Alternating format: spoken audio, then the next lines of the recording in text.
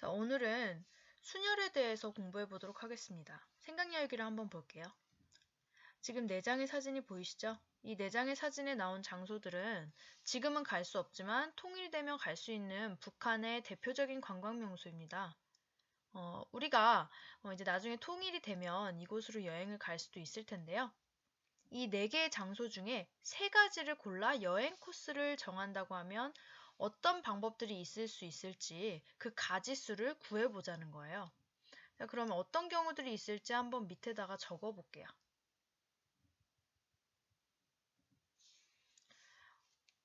일단 코스를 적을 때 한글로 적으려면 너무 공간이 부족할 것 같으니까 그냥 번호로 적어보도록 할게요. 자, 내가 만약에 1, 2, 3, 4 중에 1, 2, 3, 3개를 택한다고 하면 이 3개를 택해서 1번을 제일 먼저 가고 그 다음 2번, 그 다음 3번을 갈 수도 있을 것이고 한번 적어볼까요?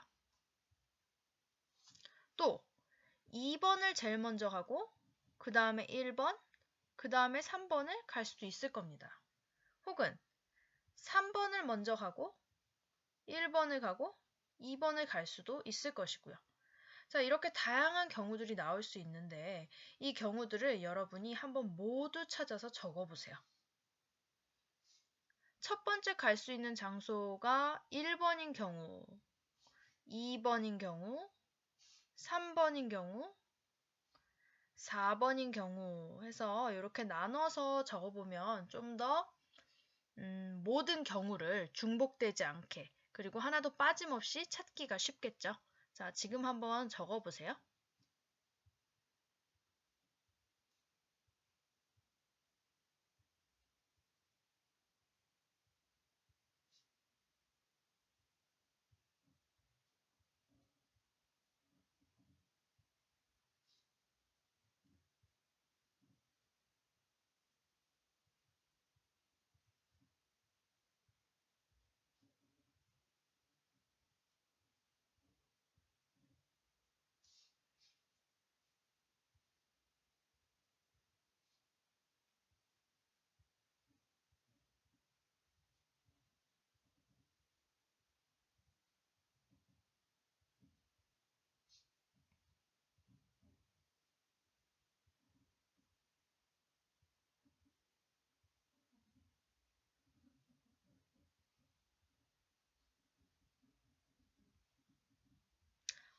네, 다 적었습니다.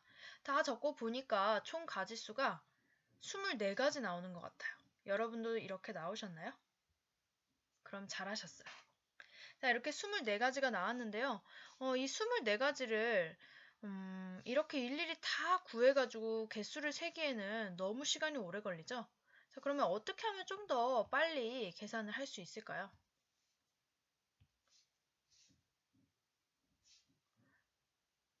자, 우리가 3개를 골라가지고 여행 코스를 짜기로 했습니다. 그러면 내가 1, 2, 3을 골랐다고 했을 때 첫 번째 1을 가고 두 번째 2를 가고 마지막에 3을 가는 거랑 첫 번째 3을 가고 두 번째 2를 가고 마지막에 1을 가는 것은 엄연히 다른 경우로 우리가 세야 되는 거죠.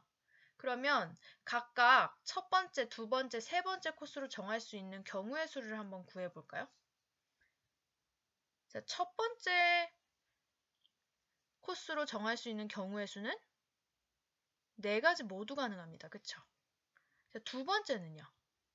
두 번째는 앞에서 내가 한 군데 정했기 때문에 그곳은 제외해야 합니다. 따라서 3가지가 가능할 수 있겠죠. 그리고 마지막 세 번째는 앞에서 두 군데의 곳을 정했기 때문에 이제 마지막 남은 2가지 경우만 가능합니다.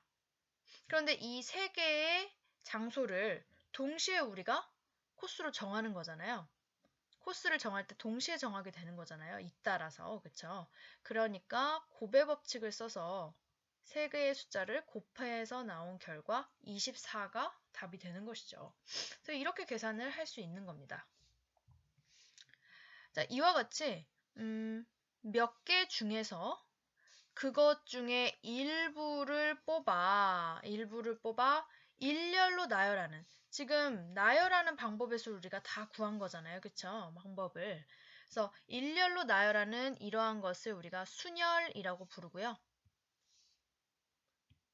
자, 이제 순열이라는 것이 기호로는 또 어떻게 표현되는지를 한번 적어볼 건데요.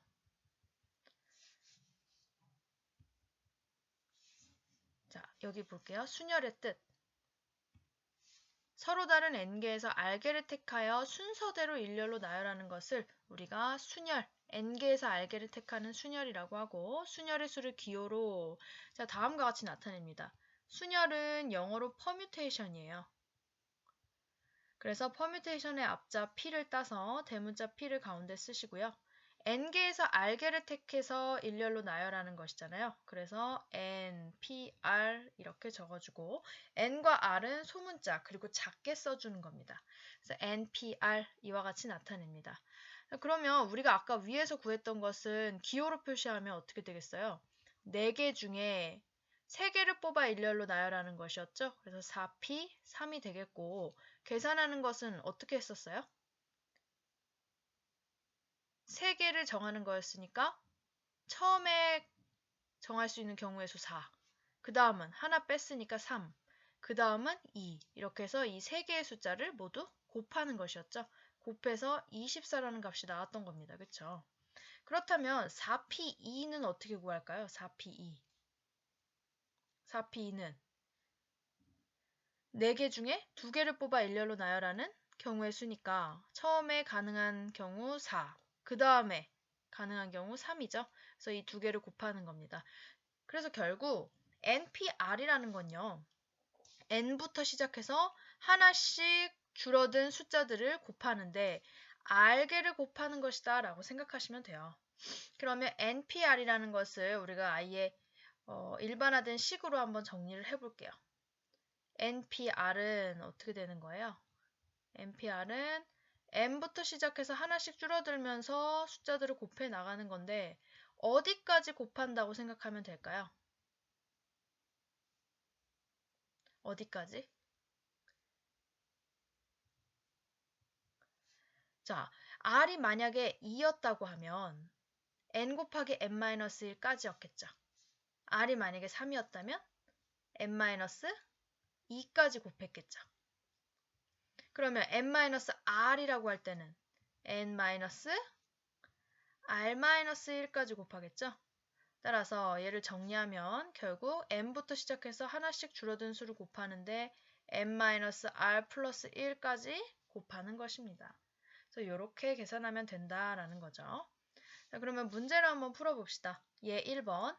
자, 숫자 1, 2, 3, 4, 5 서로 다른 5개의 수에서 서로 다른 3개의 숫자를 사용해서 만들 수 있는 세 자리 자연수의 개수를 구하라고 했습니다. 그러면 내가 여기서 만약에 1, 2, 3을 뽑고 싶다면 1, 2, 3을 뽑아서 만들 수 있는 자연수가 123, 뭐 213 이런 것들이 있을 수 있잖아요. 그쵸?